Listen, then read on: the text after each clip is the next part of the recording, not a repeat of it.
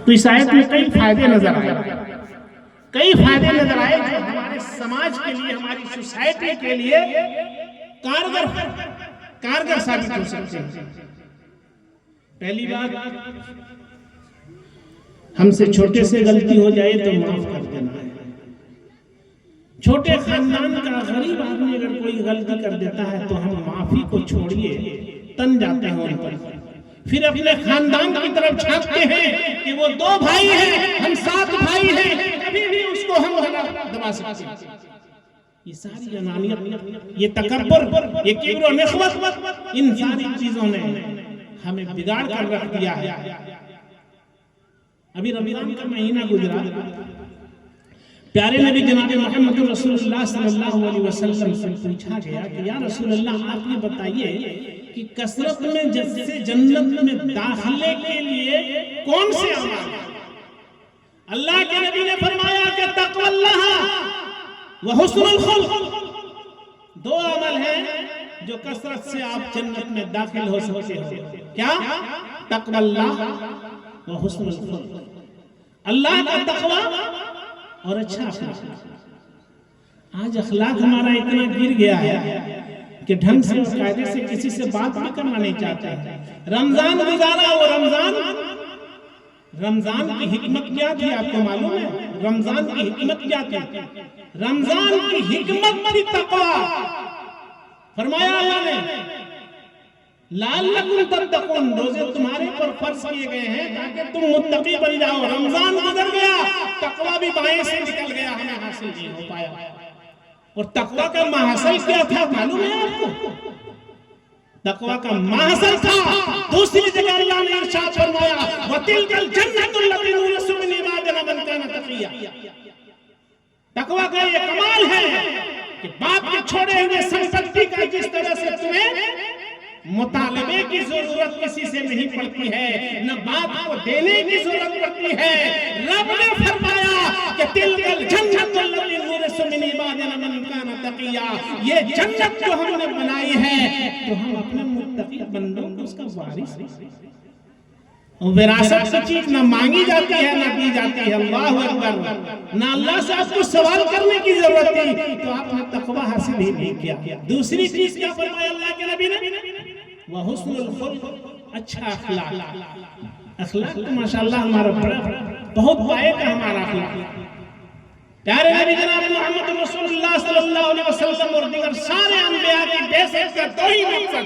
पहला मकसद तौहीद की दावत को आम करना, और दूसरा मकसद क्या फरमाया अल्लाह के नबी ने? इन्नमा बुइस्तु लिउतम्मिम मकारिमल अखलाक। जितने अंबिया ने अखलाक की बुनियाद रखी है, उस महल को मुकम्मल करने के लिए अल्लाह ने मुझे मबूस फरमाया है। इन्नमा बुइस्तु लिउतम्मिम मकारिमल अखलाक। एक 4 भाई है, 2 खानदान है। 12 पंसारी की बात बता रहा हूँ, 12 पंसारी की बात बता रहा हूँ। मैं आया नहीं हूँ, बहुत जमाना पहले फरागत के टाइम में हाफिज कुतुब रहमान और साहब और हम फारिग हुए थे, उस जमाने में इस मोहल्ले में आया था। सन 86 की बात बता रहा हूँ, 12 पंसारी की बात बता रहा हूँ। देखा नहीं है मैंने। क्यों बता रहा हूँ? इसलिए कि इलाके का पूरा माहौल यही है। क्या थोड़ी सी तू में अगर एक खानदान दूसरे खानदान से हो गई, हम तुम्हारी शादी में नहीं जा सकते, हम तुम्हारी खुशी में शरीक नहीं हो सकते हैं। हमारा तुम्हारा कोई रिश्ता नहीं। इस्लाम कहाँ सिखाता है अखलाक? कैसा अखलाक है? प्यारे नबी जनाब मोहम्मद रसूलुल्लाह सल्लल्लाहु अलैहि वसल्लम का अखलाक का जब आप मुताला करेंगे तो मालूम होगा कि आपके दुश्मनों के साथ कैसे अखलाक हुआ करते थे, गरीबों के साथ आपका अखलाक क्या हुआ करता था, आम लोगों के साथ आपका अखलाक क्या हुआ करता था, अपनी बीवी और बच्चों के साथ आपका अखलाक क्या था। सारे लोगों के साथ अपने अखलाक को बनाए रखने का के बाद ही आपकी ये नमाजें और ये रोज़े और ये इबादतें कबूल हो सकती हैं। मैं मिसालें दूंगा और मिसालें देकर आपको मैं इंशाअल्लाह समझाने की कोशिश करूंगा।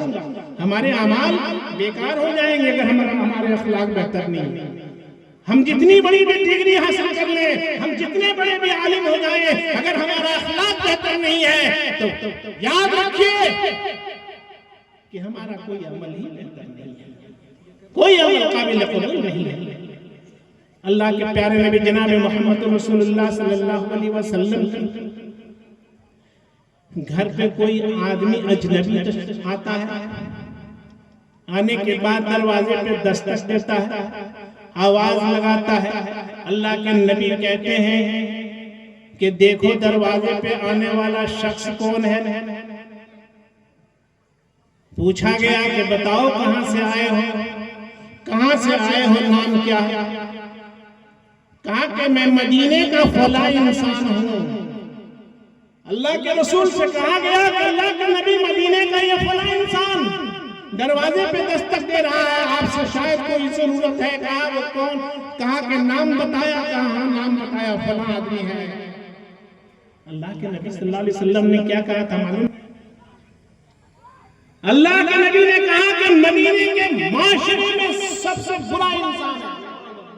नबी कह रहे हैं आने वाला शख्स मदीने के माशरे का वो सबसे बुरा इंसान। आने दो, आ गया, करीब आया, अल्लाह के रसूल के पास बिठाया। माई आयशा जो सब कुछ देख रही थी और सुन रही थी, अल्लाह के नबी सल्लल्लाहु अलैहि वसल्लम का एक एक लफ्ज को कोड करके रखती हैं। और जब वो आदमी वापस चला जाता है, अल्लाह के नबी सल्लल्लाहु अलैहि वसल्लम इतने अखलाक से और इतने नरमी से पेश आते हैं। जब वापस चला जाता है तो हम माई आयशा पूछती हैं अल्लाह के रसूल, अभी तो आपने कहा था कि मदीने का सबसे बद अखलाक और बुरा इंसान, और आप उनके साथ जब गुफ्तगू कर रहे थे तो आपकी गुफ्तगू का अंदाज से ये पता कर रहा था कि आपकी जुबान से मोती झड़ रहे हो। अल्लाहु अकबर। कहा कि आयशा, या आयशा मता वजदतनी फाहिशा, ए आयशा तुमने मुझे कब बदअखलाक पाया है? दुश्मन के साथ, बुरे इंसान के साथ भी इस अखलाक से पेश आते हैं कि दुश्मन भी खुश होकर जाता है। वही रहमत आलम, वही रहबरे कामिल, वही सैयदुल अंबिया जनाब मोहम्मद रसूलुल्लाह जब सरजमीन ताइफ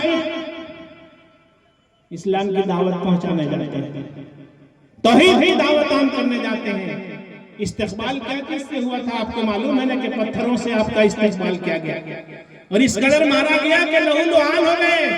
अल्लाह के नबी ने क्या कहा था उनके हक में? कहा अल्लाहुम्मा हदी कौमी फइन्नहुम ला यअलमून।